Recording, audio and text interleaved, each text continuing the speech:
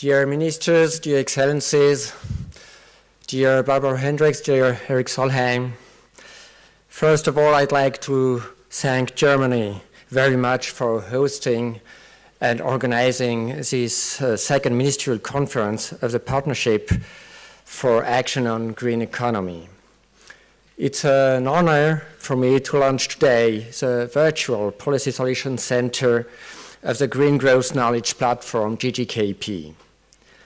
Switzerland has supported GGKP since its creation in 2012, and it's with great pleasure that we have witnessed GGKP's growth.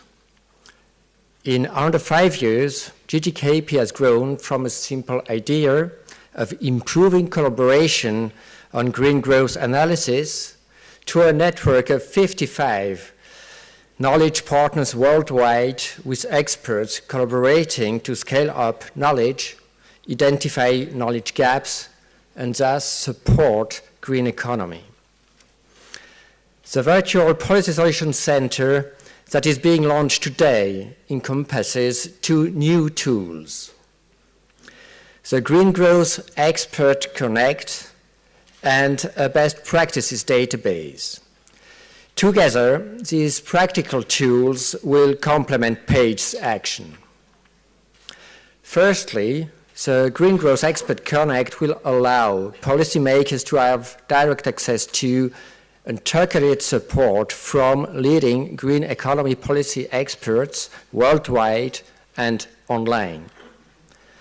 The service will draw on the GGKP's wide network of leading experts who will be available to provide guidance on a range of green economy topics, including fiscal reform, access to finance, and sustainable consumption and production, to name a few. Secondly, one of the key questions governments around the world are asking is, where have green growth policies worked and why?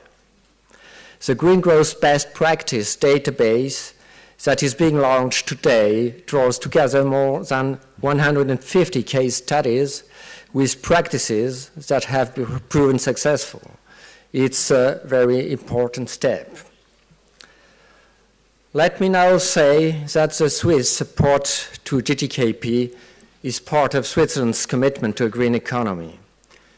It's a fact that in our land, more than 70% of environmental impact is caused abroad, since Switzerland imports much of its raw materials and goods.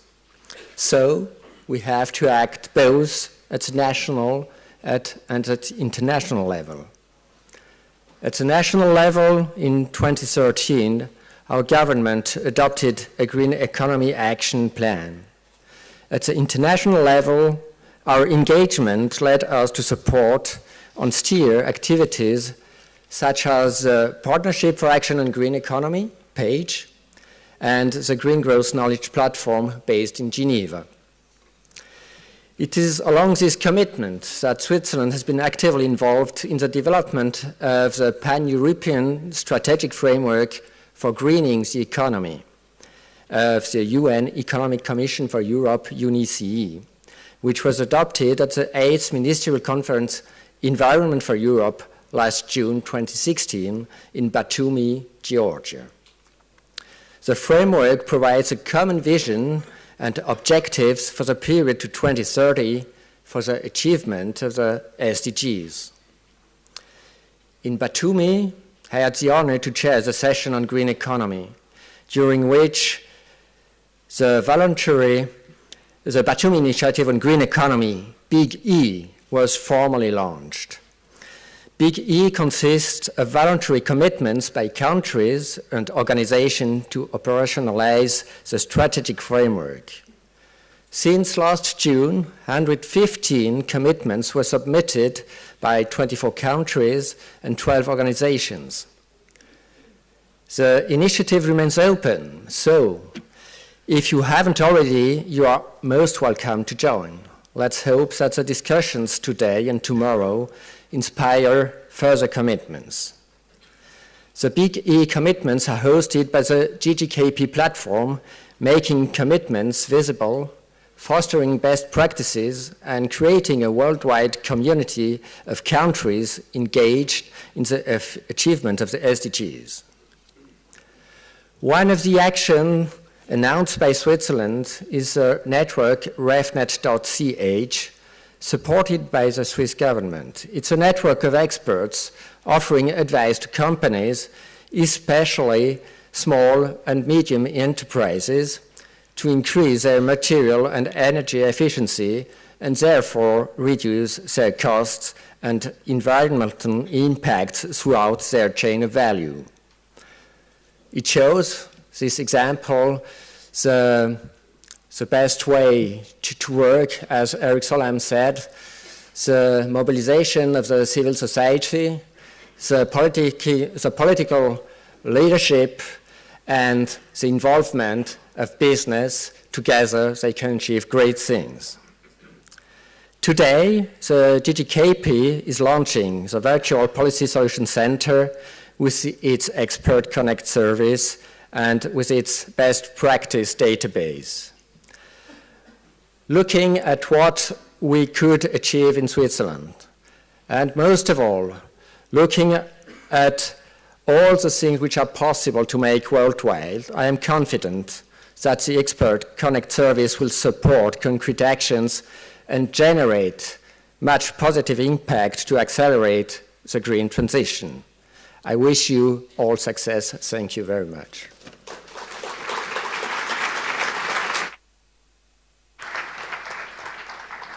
Thank you very, very much. And of course, we wish you great success as well. Ladies and gentlemen, a number of our speakers have reminded us that we must move fast to seize the opportunities generated by the 2030 Agenda and by the Paris Climate Agreement if we're serious about achieving our goals under those agreements. Hence, our first high-level panel now is devoted to the topic of accelerating our commitment. What are the key practical steps and challenges in moving toward an inclusive green economy? Which drivers are crucial to accelerate commitment to implementing the Paris targets and the SDGs? We have an eminent international panel with us here today to answer those questions and to share with us their insights and their experience. May I ask them to please join me on the stage?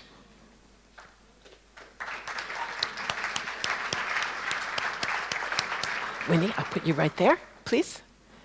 And I will ask you to take that seat right there, please. And Mr. Seth, if you'll take that seat right there. Thank you very much. Hello. Yes, I guess maybe she might be here shortly. Very nice. Okay. Very good.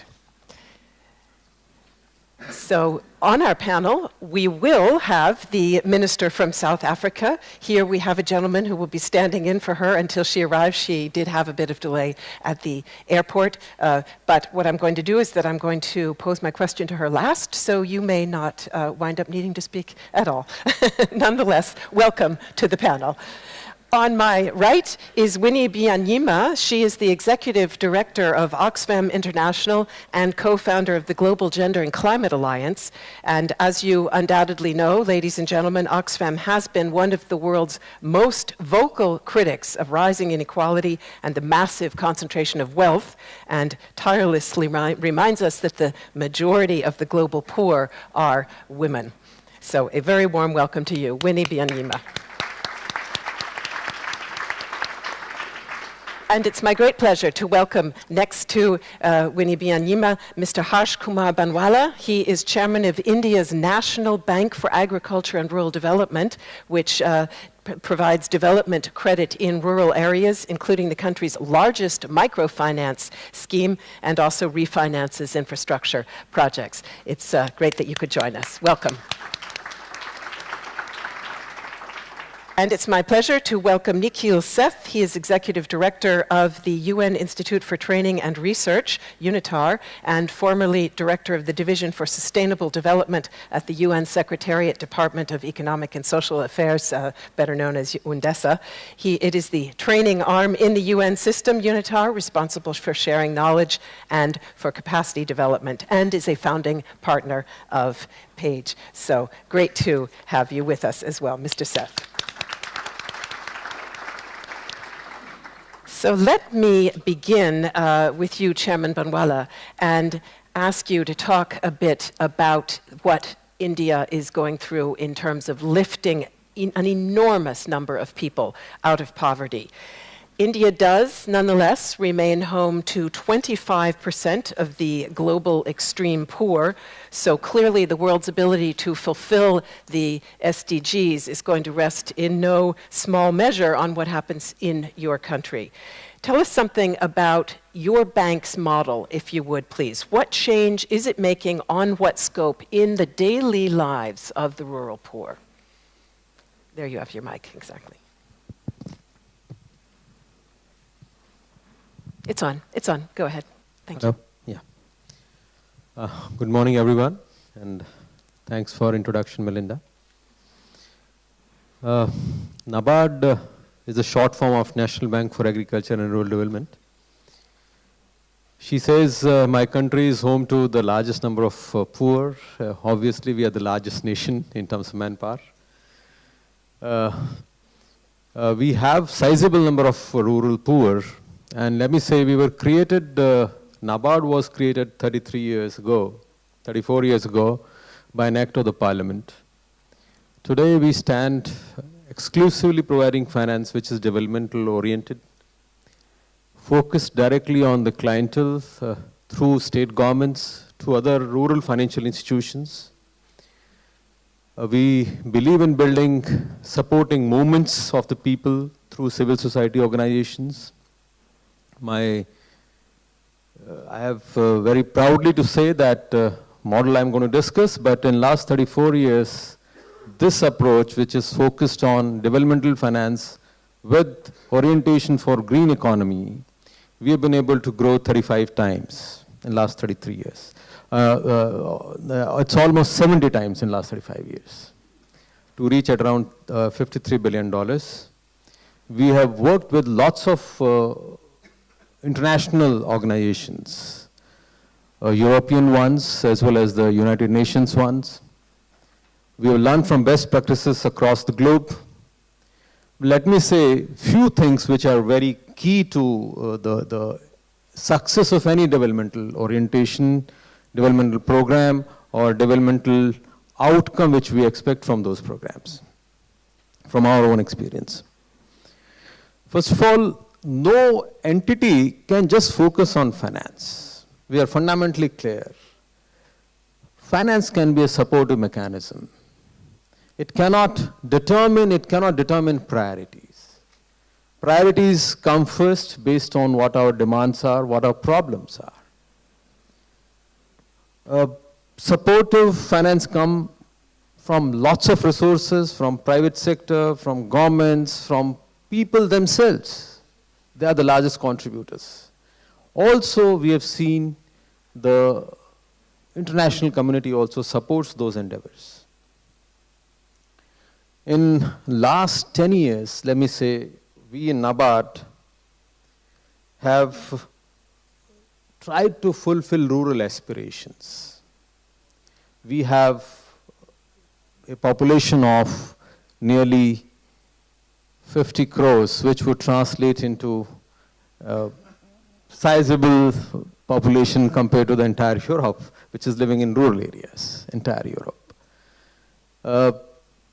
This population has got aspirations. We have young people joining our population. Rural youth is full of aspirations. They were keen to shift from agriculture to other professions. Opportunities are the key for supporting them, also solving some of the problems. Water is a major issue in India. We receive most of the rainfall in just 3 to 4 months. Massive efforts for water conservation are required.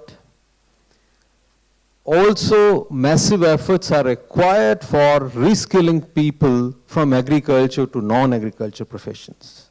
You see, the contribution of agriculture in the GDP is around 14% today, whereas the population dependent on agriculture is nearly 50 to 55% of the country's population. So massive reshifting, reskilling, reorientation. So all these have to be taken care of when we design programs. We have larger number of people living in rural areas and multiplying population with a high growth rate, which puts lots of limitations on the natural resources. So natural resource management is the key for sustainable developmental goals to be achieved. We have seen water, soil, forests. If you preserve them, they significantly contribute to your overall growth. Recent initiative of the government is on financial inclusion. Massive effort at financial inclusion have been taken up. Digital financial inclusion is underway. If we want our economy to grow beyond 7%, I think each person living in the country has to contribute. That's the goal. And with that objective in mind, lots of efforts on payments, digital payments, account openings, financial literacy, risk management, health, crop, as well as life insurance recently have been taken with our bank. We have learned, other than financial inclusion, technology will play a greater role in facilitating any kind of reach out. I mean, there are 3 ways in which technology has been harnessed by us. One is to reach out, that's very normal. Second is technology brings transparency. You know, you've seen when there is a larger demand and limited resources, there are possibilities of corruption coming up at many sources. That's significantly checked if we make payments through digital means, direct benefit transfers, which I'm trying to make. Also, as a part of financial inclusion measure, every person in India, let me say 1,000 million person in India, are having all digital identities. Their entire eyebrows, your eyelids, your eye structure, your fingers have all been mapped, and all the financial transactions, it has been made mandatory that your digital identity of every individual will have to be ensured for a direct, to stop leakages in the system and to ensure that people benefit from the same. We have always been saying involve people, diverse models. We have extreme poor. We are poor. We are relatively less poor. And we have also the world's wealthiest people. So when we do inclusive finance, we have said that omnibus solutions won't work. We have to have, I would say, separate policies, separate programs for extreme poor people. Probably wage orientation, wage-related programs are more important there. For little less poor, probably self-help group movement, where they come together and microfinance does the work. We are a little better off than we have enterprise-related programs, micro-enterprise, medium enterprise, and beyond that, sanitation and health has to be the key area to focus on. Let me say among the last 2 things, in the last 5-6 years, we have worked closely with the German development programs, cooperation, and happy to share that climate change is one area which affects the poor most. It affects you differentially. The extremely poor people are the most affected whenever there is an event which is climate change related event. So we ran the program of umbrella program for natural resource management, for water conservation, watershed development, and they have been extremely powerful. We have also seen, we have our own mechanism of raising resources, market resources, but lots of private entities, biggest private entities in India, Unilever's, Tata's, Reliance, they wanted to work with us for rural development. We said, we don't want your money. You come and join us, we are working here. I am doing 10 activities, you do 2 more. I don't want your money. We will put in place a robust mechanism for monitoring it, for evaluating various interventions, and that has been found. Now we have 6 private entities joining, large conglomerates joining NABARD. Thanks, Melinda, for giving this opportunity. Thank you very much, and I'm nodding at you because I want to come back to that topic actually in a second round of questions. But let me go now to the Executive Director of Oxfam, Winnie Byanyima, and, well, no, let me first welcome the South African Minister. Oh. Thank you. Excellency, a very warm welcome to you. I deferred from introducing you because you weren't with us yet, so I'm going to do that right now, and we'll go ahead and pose the next question to you as well. Edna Molewa is Minister of Environmental Affairs for South Africa. She played a leading role in the negotiations that led to adoption of the Paris Agreement, and she has helped to make her country a pioneer in adopting green economy strategies that focus on a sustainable and equitable transition to a low-carbon economy. And South Africa is a page partner. Would you like to catch your breath, actually? And I will. Okay, so you catch your breath, and we'll stay over here. And let me ask you, Executive Director Byanyima, because we talked about inclusion and reaching the poor, and so give us your sense, please, of whether both the Paris Agreement and the 2030 Agenda, in the end, make Oxfam's work easier. Your goal is to end poverty worldwide. It is a very, very ambitious goal. Are we really any closer thanks to these 2 agreements?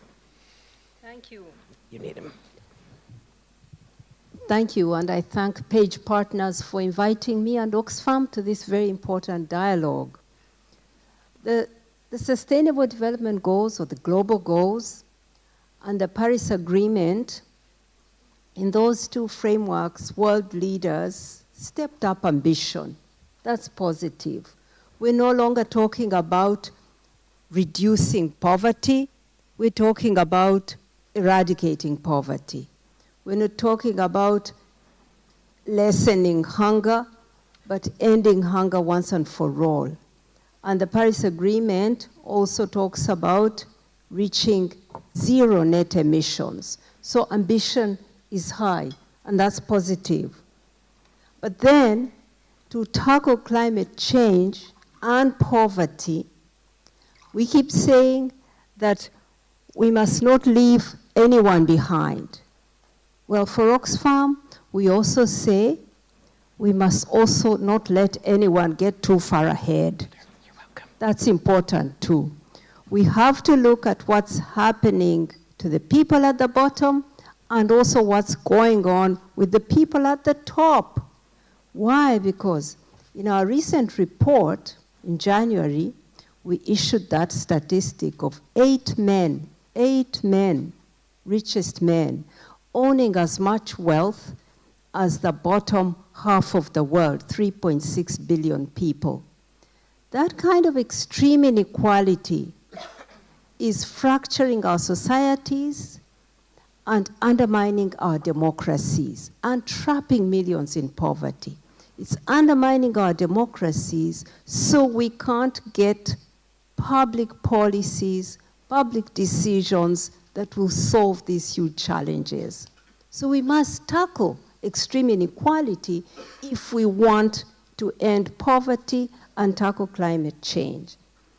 And this extreme inequality is also mirrored in the climate crisis.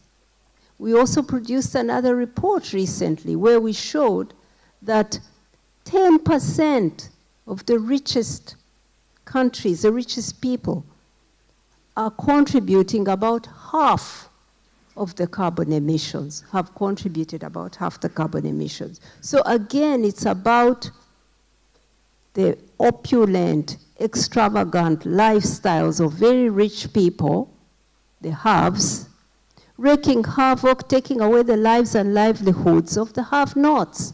So it's again about extreme inequality. But what's positive is that there's a momentum for change. We saw in Marrakesh at COP22, southern developing countries who are most hurt taking the lead. 48 countries, for example, signed up, including some of the most vulnerable countries like Ethiopia, like Bangladesh, like Marshall Islands, taking the lead and committing that by 2050, they will be on renewable energies. Their economies will be driven by renewable energy only.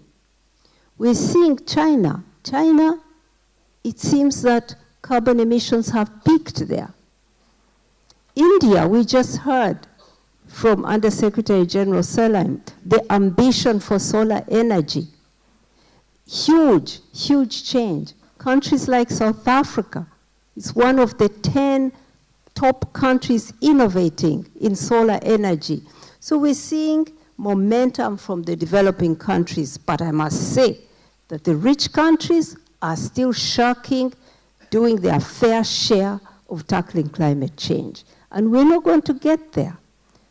Even if all the provisions of the Paris Agreement are fulfilled, we will still be at 2.7 degrees centigrade. That's catastrophic. We know that a 2 degree centigrade rise in temperature will cause catastrophic impacts.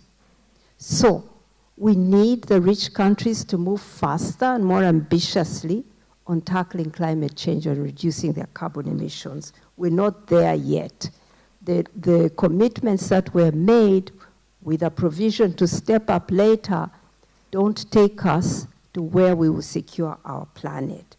So what do I say? There are many interventions, good interventions to tackle climate change, to tackle poverty, but we need to step up ambition, and the challenge is more for the rich countries.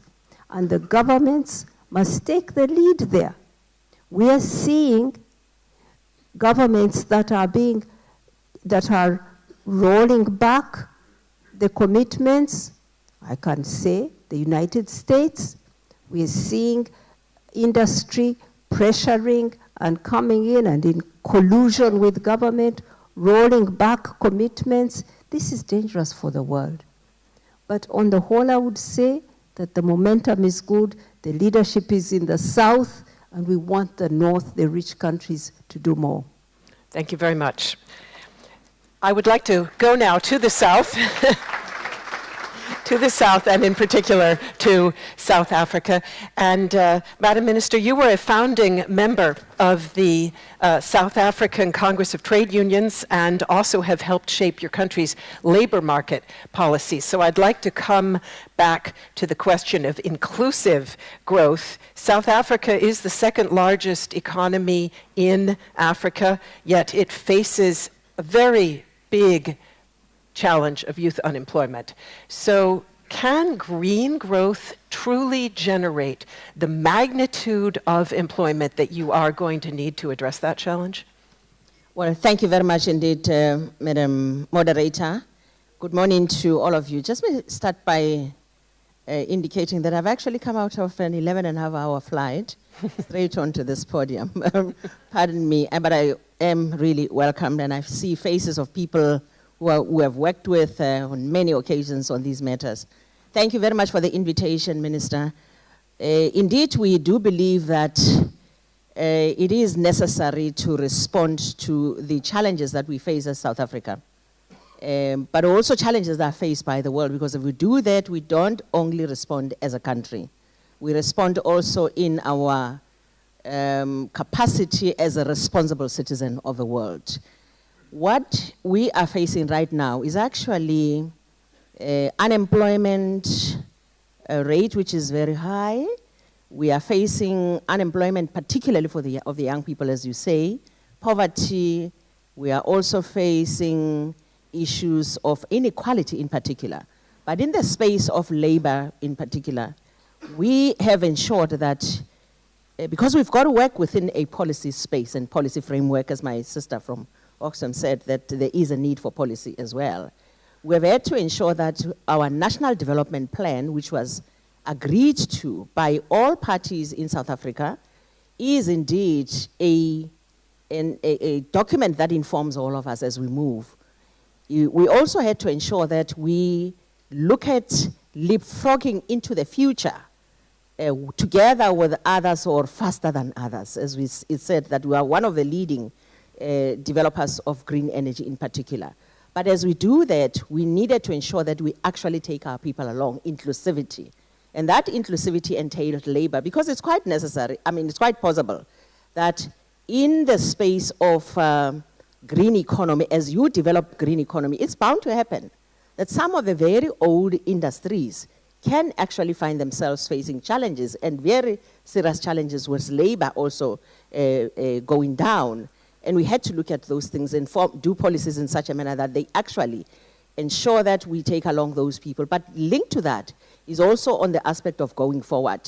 The inclusivity, there are people who are not quite educated, highly skilled, but in the green economy space, we could find spaces, for instance, like in technology, in the space of energy itself, where we install some of the facilities, we utilize and train some of the young people, we train them in various sectors of our economy as we move into the greenness. And quite a very impressive numbers have actually been acquired right now, attained in South Africa of those young people who have gone in. We say this, the sky is the limit. We're moving on to actually open up other industries where we're greening our economy and actually ensuring that these young people are moved in as part of inclusivity, the labor movement as well, understanding. We also had, by the way, a labor accord signed with the labor, a people's accord signed with labor being part of that, which means that we are saying as a country, labor, business, civil society and government are moving together in this particular manner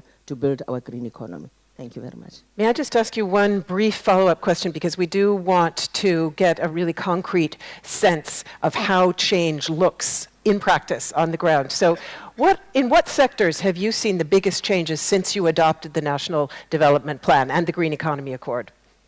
Oh, quite a number. Let me just talk about that which is known by everybody, probably everybody in this room, which is in the energy space. I'll talk about two only. In the energy space, we have to date invested from both international sources and nationally over 200 billion rand, calculated in dollars. But in South Africa, if you talk 200 billion rand, is a budget probably for more than two departments or so. It's facilitated more than 5,000 megawatts of energy that we have actually already installed. Part of that has already been connected to the grid, just under 3,000 megawatts of that. We have installed the solar water heaters through labor intensity. We have ensured that through this program, we actually developed quite a lot of technology, and the technology is actually growing. When we started right at the beginning, the technology innovation was quite expensive. Now, on the third window of our development, we are sitting at very reasonably low price of energy.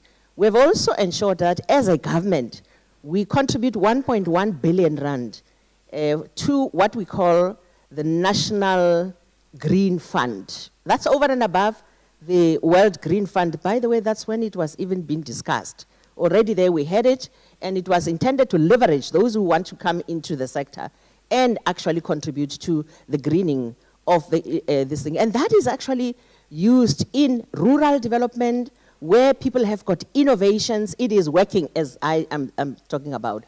I'm talking now. Innovation, the green development, rural development, people are doing adaptation, people are doing various other work. I think the list is endless. I must just cite those two in the green space, energy, and we, by the way, also have a roadmap to new fuel cells, which we'll talk about one day. Thank you. Thank you very much. So All of our speakers have mentioned the crucial importance of skills, Executive Director Seth. So I wonder if you can say a bit more about how we can provide the kind of skills and knowledge that are going to be essential for this inclusive green transformation to work on a really wide scale. Many people perceive this as a transition from old, low-skilled, dirty industry jobs to jobs with significantly higher skill demands. And the question is, can we really take everyone along? Thank you, moderator. Before I answer your question, let me say good morning to everyone and also thank Germany and the Page partners for what they've done. The Page partnership is 5 years old. It was born in Rio +20 in June of 2012. And the SDGs, in a sense, were also born in that document, The Future We Want, in June of 2012. I think all the SDGs, and correct me, Ambassador Macharia, if I'm wrong, but SDG 16, apart from SDG 16, I think every SDG has its home in the Future We Want document. So it's good to remember that we are growing, we are 5 years old, and we've done quite a lot in those 5 years. So I wanted to congratulate all the Page partners, and especially Germany. Now, moderator, your question is really of three things. It's about quality of education, it's about scaling up of education, and it's about promoting inclusiveness. So I'll try and answer each one of these, realizing that it's very difficult to give a general one template for all. Let's start with the most difficult problem of inclusiveness. And how do we include all these in curricula? How do we give birth to good global citizens? And how do we get this preoccupation, this sort of early initiation into good global citizenship, of which the green economy and everything related to that, consumptions, lifestyles, is a part.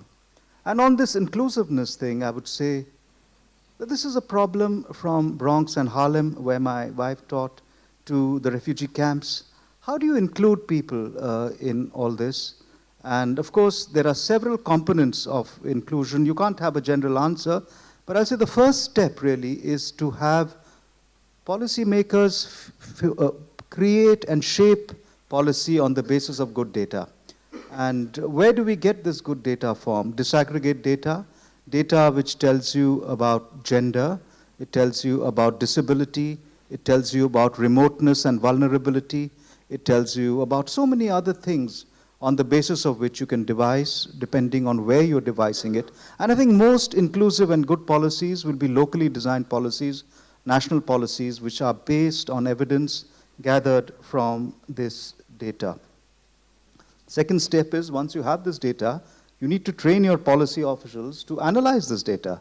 And that's where organizations like mine come in, which is an organization for training and research. How do you localize the application of these principles of inclusivity at the local level? And how do you, on the basis of this analysis, come to local solutions for local problems? In the UN and in international organizations, we tend to create global templates which we think we can apply from situation after situation, but real life doesn't work that way. Until we can dig into the situations where these problems need to be solved, we will not find a solution. And we need to use the power of the new technologies, I feel very, the ICTs and the kind of penetration which mobile telephony has in countries like mine, India, in South Africa, and others, the many countries that were mentioned this morning. Mobile penetration is very great, and the penetration of ICTs is very great. I'm not sure we are utilizing this potential deeply enough to be able to do the types of things we need in the kind of education and awareness we need to raise. How do we use that much better? And we need to constantly be able to review on the basis of this data, analysis, use of ICTs, constantly revise. So that's the answer to inclusiveness. We need to do much more with the tools we already have in a local, disaggregated way where we come up with intelligent solutions based on the resources we have. Your second question on quality is even more complex, because quality part of education covers lots of issues: content, methodology, violence, it covers the basic infrastructure and so on. Basic education is the must before we get to the stages where this global citizenship will kick in. And we need multi-pronged efforts and the intelligent use of scarce resources. But in the context of the SDGs, green economy, I think our institutes of primary and secondary education and tertiary education need to focus much more on cross-disciplinary approaches. What we have established through the SDGs is that the world doesn't, the human aspirations are not in silos. Human aspirations which we are hoping to really achieve, to get to, is a cross-section of security and peace and justice concerns, concerns on poverty and hunger and nutrition, concerns on the state of our environment. So how do you do this in a multidisciplinary way in academia is a very important part of what we need to do. And giving meaning to global citizenship through content of education, I think, is also very important. It's not being done systematically, but it needs to be done much more systematically. And the indigenous knowledge and the practice needs to be taken into account in curricula. We are losing much of this in many parts of the world, and I think we are losing a very precious heritage that we have. How do we keep that alive is a very important question also. And the final question on scaling up is predictability of finance and international finance, which is a very important part of the scaling up of all this information. Greater engagement of the business sector, where many people have already talked about that, and strengthen partnerships, which will be approaching later in this and in subsequent meetings, and greater use of e-learning and technology applications. We did this in a meeting in Paris with the OECD, and we had 900 institutions which were interested in e-learning. So there are lots of ways in we can get quality, we can scale up, and we can address the issue of inclusion. Thank you. Thank you very much. Let me do a brief second round with the panel, but I'm going to ask for very brief answers if you could, because I would like to take a few audience questions. So my second question that I'd like all of you to just briefly say a word about, key drivers. Our title is Accelerating Our Commitments. All of you have said we've got to do more with what we have. We've got to move faster on our goals. So for you, in your work, in your organization, what would be the key enablers, the key driver of accelerating that movement, that dynamic? We need to work on a triad, social capital, finance capital, and technological capital. All these three would bring in infrastructure, would bring in people's suggestions, traditional repository of knowledge, and also bring in cooperation, much desired, integrated cooperation required for a comprehensive development, as is the Sustainable Development Goals suggest. They cut across sectors. In addition, I would say civil society organizations. NABARD works with 4,000 civil society organizations. Each brings in a different perspective, different experience. International cooperation is really worth learning. You document international best practices, even worst practices as well. You learn from them. And also, it brings in, whenever there have been challenges of this kind across the globe, how they were handled. So that's a learning point. Above all, such conferences also give a different perspective. You listen to so many different people, they talk about lots of different things, and some of the solutions would certainly emerge from the way they talk and they give the perspectives. I think very brief you said. I couldn't be briefer than this. Thank you very much. Winnie, Byanyima. For me, it's three things. It's power, it's resources, it's programs. Power, shifting power to the people who are now, today, affected by climate change and living in poverty. Groups being, ordinary people being on the table to shape policies and programs. This is not easy. It isn't really happening. What are we seeing? Civicus, which is an alliance of civil society organizations, tells us, has done surveys every year, in more than 100 countries, this space for ordinary people to voice, to have a say, is closing. The International Trade Union Congress, in its most recent survey, found that in 141 countries, there has been a decline in citizens' voice and the rights of assembly. So we need to give space for ordinary people to speak, to shape the policies that will tackle poverty and climate change. That's one. But by the way, for us, we think that what's happening today, this shrinking space, has a connection with extreme inequality. They can't go hand in hand. Extreme inequality and the voice of the people contradict each other. The words of a famous Supreme Court Justice, Louis Brandeis, are significant here. He said that you may have democracy, you may have wealth concentrated in the hands of a few, but you can't have both. So we need to tackle inequality so that people can have a voice. The two are connected. The second are resources. Developing countries most affected by climate change, where most of the poor live, need to raise their own resources. And they need support to be able to raise their own resources. But also aid is important here. 40 years ago, there was an agreement on aid targets. Today, only a handful of countries are meeting that target of 0.7%. In fact, recently, a friend of mine said to me, a Danish person said, that Denmark is soon becoming the largest recipient of Danish aid, because more and more of the aid is being repurposed not for fighting poverty, but for meeting refugees and other needs in country. So there's a crisis there too, that the money that should go to supporting developing countries tackle these problems is reducing. That's an issue. But more importantly, the bigger amounts of money that developing countries could raise to solve the problems are lost through global rules that aren't there or don't work. I'm talking about tax dodging. The OECD, its own records show that developing countries lose three times more money than aid through some of the loopholes in tax dodging. UNCTAD says developing countries lose $100 billion every year through just one loophole of routing money through tax havens. So I could say more on this, but unless we have a global corporate tax reform, a new structure to rein in taxes that are lost through this very leaky system, developing countries won't solve the problem. So that's resources. Lastly, programs. I would privilege energy programs. And here there's something exciting going on.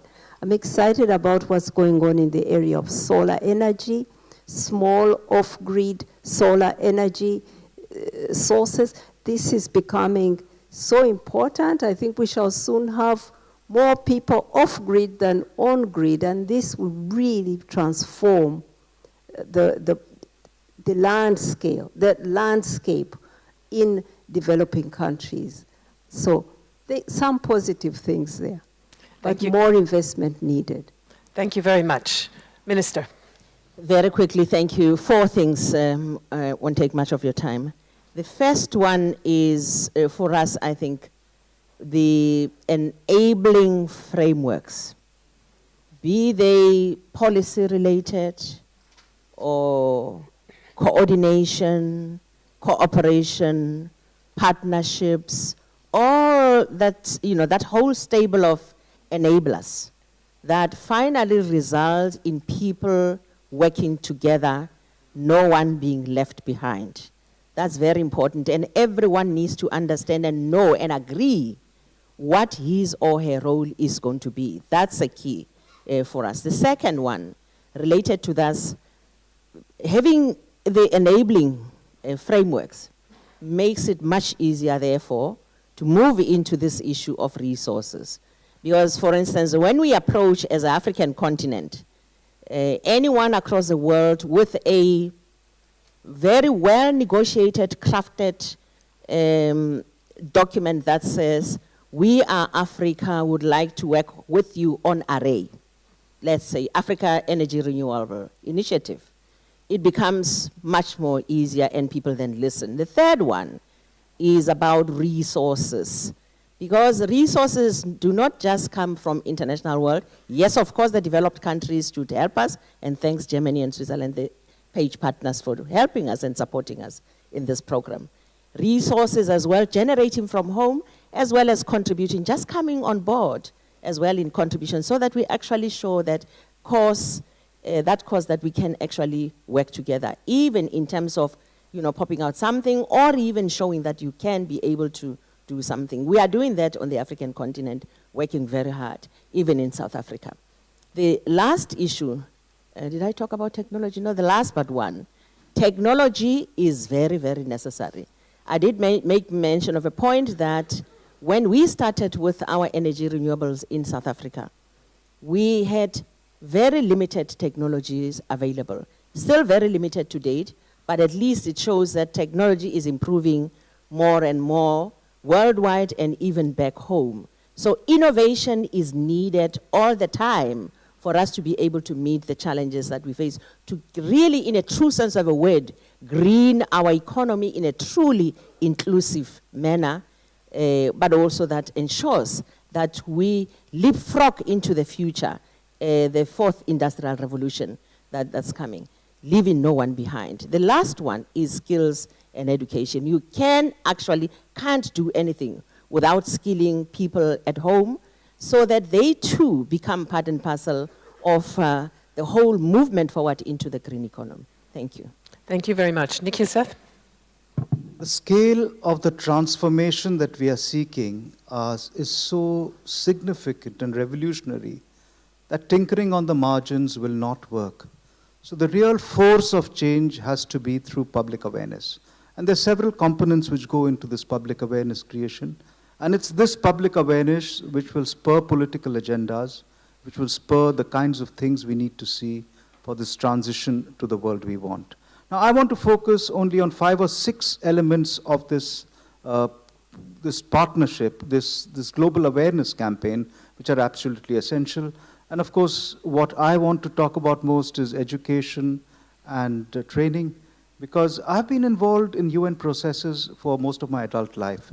From the Children's Summit in 1990 to the SDG Summit, I was helping shape global agendas. But these global agendas somehow remain locked in the great halls of the General Assembly and the Economic and Social Council and the great halls in Geneva and so on. Where is the reality check of them changing the lives of people in poorer countries in particular? And how does that transition take place? And how is the mechanism for public awareness created? How do we educate the people who will make a difference? How do we train the policymakers who at the end will make a difference in the lives of people? It's not foreign policies, it's not foreign offices that make that transition. It's people on the ground, at the local level, at the city level, at the level of federal ministries often. But are we reaching those people? And that's where we have to get with this public campaign. The partnerships we need, first is partnership in and with academia, which is sometimes underrated but very important. Partnerships with business, particularly in the SDG reporting, they have to be obliged to report on the way in which they're helping implementation on the SDGs. Partnerships with and amongst civil society, I think, is going to be very important. And public-private partnerships, particularly for sustainable infrastructure, partnerships with the finance industry. So these will be the forces that will bring around this change. And these partnerships, we sometimes talk of only at the global level, but I think these partnerships are crucial at the national and local level. We don't pay enough attention to developing and nurturing those partnerships. So that's how change will come. Public awareness, force the political agenda, force that change and transition, bring this awareness through education and through these partnerships. Thank you very much. I would like to go to the audience for very brief questions, if you would, please, because you've probably noticed we're already heading into overtime here. But if you have a question, would you kindly raise your hand? I'll take 2 or 3. I have one here. Do we have microphones? Or here, I'll come to you with a microphone, I guess. And do tell us who you are, please. Thank you for the opportunity. I represent a business, a recycling company in Sweden. And will like to congratulate also the German authorities and German legislation that now has put phosphorus as a key resource. So my question to the panel is, when and how will we see changes in policies in order to take care of scarce resources, especially that's already in the eco loop, because that will prevent definitely the carbon emissions. Thank you very much. Several of you mentioned the importance of technologies. Would you like to address that, Minister, or somebody else have a thought on that? It was essentially about getting here. Do you want to do you want to say another word? I think the question perhaps wasn't entirely clear. Okay, make it definitely clear then. We see as a private business that we can make dramatic changes if we have the correct policies in place, especially when it comes to scarce resources, like phosphorus, for example. We have Germany as a best practice example, where they now filed a new law that bans direct spreading of sludge, at the same time toxic reduction from sludge. Thank you. So essentially getting back to what the minister said in terms of the need for policy frameworks to drive change, and I think you wanted to. So do you want to start, and then we'll... It's very important to have the right incentives for innovation for the green economy. It's absolutely critical. And that's why I argue very much for the right politics, for public policy that is not captured by vested interests. What we have today, for example, with respect to fossil fuels, is that you still have the fossil industry powering millions of, hundreds of thousands of dollars to lobby Brussels, Capitol Hill, to keep subsidies there for fossil fuels. We need to delink our politics from the excessive interests of big business. It's so important that we give the right incentives. Now we are seeing solar, unsubsidized solar is moving fast actually to become more competitive than coal. But unless we are able to return power to people and have the people's voices shaping public policy, we will not have the innovation that we need from industry to take us to the green economy. So you're absolutely right. Thank you very much. Do you want to add? Yes, please. Thank you. Just in addition, I think this is a very, very important point indeed, because as I was saying earlier on that we do need frameworks. I mean, I can imagine in a country when you arrive, you would like to get engaged in the recycling economy, for instance. There's no framework legislation and there's nothing, no cooperation, no kind of legal framework that says anything about what you need to do. I think the gentleman is very right. I think all of us need to ensure that we put together enabling environments that will ensure that we actually change consumption patterns. And in that change of consumption patterns, amongst others, it's this issue of how you deal with waste.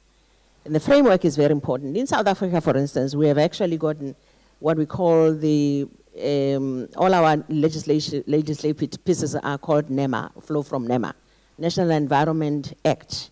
This one is NEMWA, Waste Act, National Environment Management Waste Act. Flowing from there, we also have what we call the strategy itself on how to minimize, deal with the 3 R's, the 4 R's. Reduce, recycle, recover, and the other 4. We also deal with issues of pricing, for instance, labeling, reclassification of waste. All those things are necessary as frameworks, just in the space of waste. But it's not only limited to that space. Everywhere where we need to work. Again, it's not limited to just having a framework. Who implements this framework? Who works with you? Society, my colleague was saying earlier on that awareness. Working together, because as industry may want to do it, the community and everybody else continues to litter and do whatever they deem fit as necessary. So the whole societal change pattern or changing consumption patterns is really very necessary. Thank you. Thank you very much. And Mr. Seth, I think, also wanted to say a word very briefly, if you would. Very briefly, just to give an example of things other than financial incentives and disincentives, mindset changes. Freshwater use is the example I want to give. And for a family, particularly in India, they've calculated that to cut freshwater use by 1/10, if we were just to use the humble bucket and a mug rather than running water to bathe and shave, that would save each household a lot, and the cumulative saving of fresh water would be tremendous. So, but how do you get this mindset change? When will people start using only buckets or only a mug to shave rather than with running water? So just an example of how many things you have to think through. It's not only a question of financial sticks and carrots. Thank you very much. Who else in the audience has a question? Sure. Okay, a microphone's coming to you.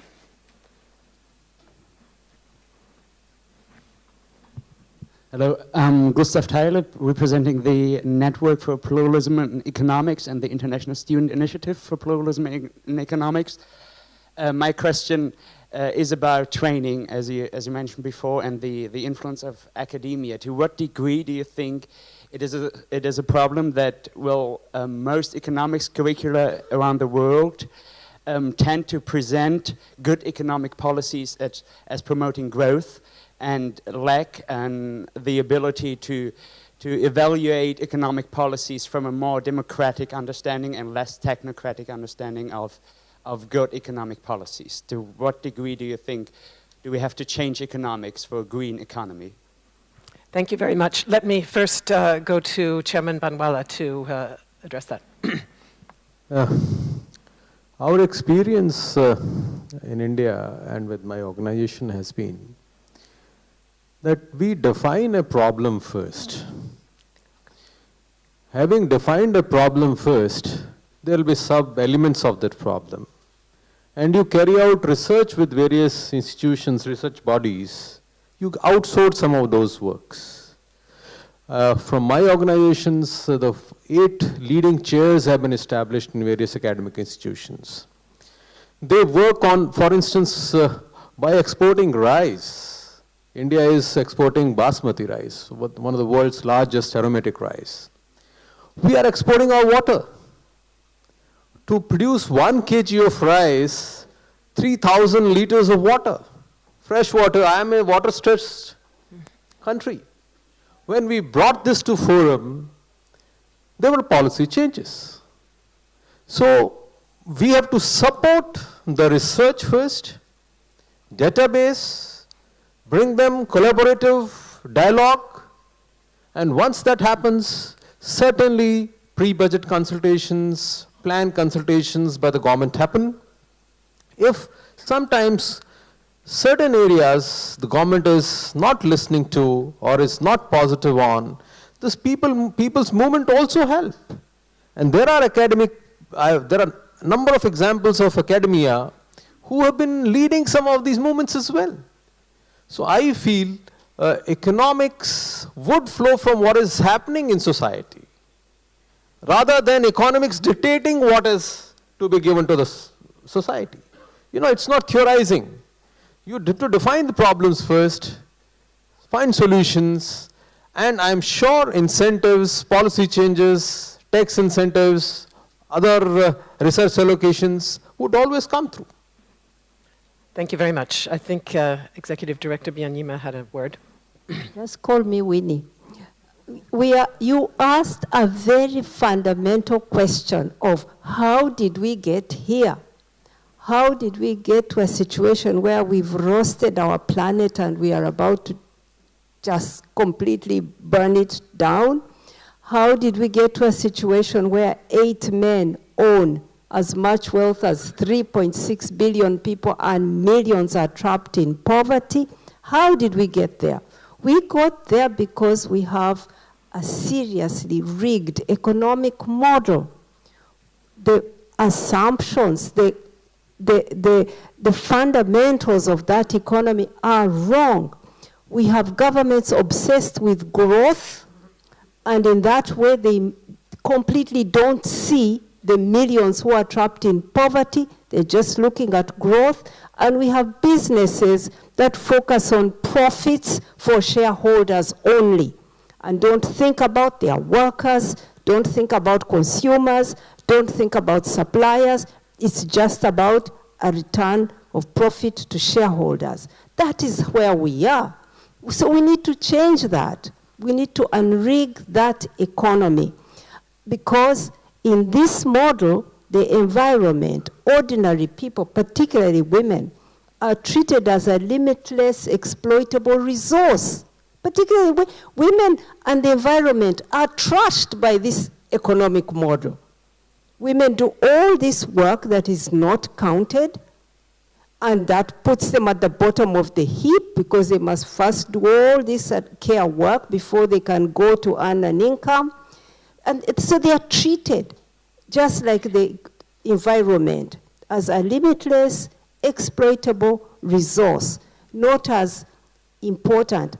Our planet is sacred. So unless we put that back in a new economy, in a new economic model, we are headed for destruction, self-destruction. Thank you very much. And last word briefly, if you would. I love that question because I myself studied economics many, many years ago, and it was a world of econometrics and statistics. Forget the environment and gender and so on. Even the word human being was not apparent in too many courses.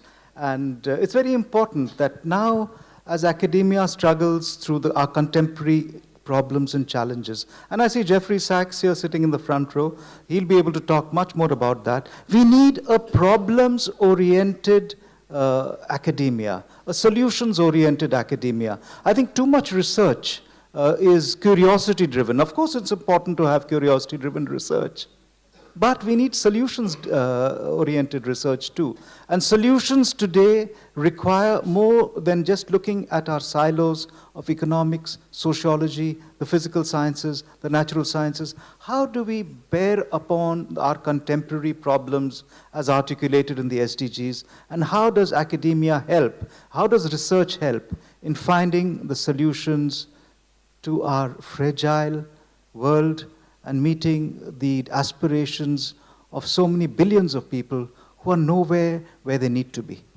Thank you very, very much. And so if I can just briefly reprise what we have heard here about drivers for accelerating our commitment. I'm just going to run down the list. Technology has been mentioned by all of you. Resources, clearly. Policy frameworks to give the guiding aims and also policy coherence moving forward. Process, cooperation, partnership, then the role of awareness and participation mentioned by all of you, and then this last very crucial point, skills, education, and in particular, a new paradigm, as much as that is a hackneyed phrase, but a new paradigm on growth and what it means to get to a true inclusive economic model. So many, many thanks to all of you for this very interesting discussion. We'll be taking all of those impulses with us into further discussions as we go along. Thank you. Ladies and gentlemen, before we pause for coffee, just a couple of very quick words. There is a very impressive group of green economy partners whose exhibition is going to be opening right now and can also be visited later on today from 2 to 2:30, as well as tomorrow. Would the green economy pioneers please briefly stand up if you're in the room? Would you stand up? Very good. Thank you so much. You can recognize this eminent group, exactly. Give them a round of applause if you would. You can recognize them by their badges. They have a green dot on their badges. They're very eager to interact with you as well as to show you their exhibition. It can be found in the rooms Reindeer and Elk on this floor, basically up those stairs, and then in the back. It displays information on some of exactly the things we've been talking about: innovative approaches, business models, and partnerships. And please do also approach those pioneers for a bit of networking, either during this break that we're going to now, or during our lunch break later on. And Jeffrey Sachs, his name was mentioned just now, a warm welcome. Great to see you again. He will be giving our keynote speech when we come back in 15 minutes after our break, so you can look forward to that. See you shortly. Enjoy the break. Thanks.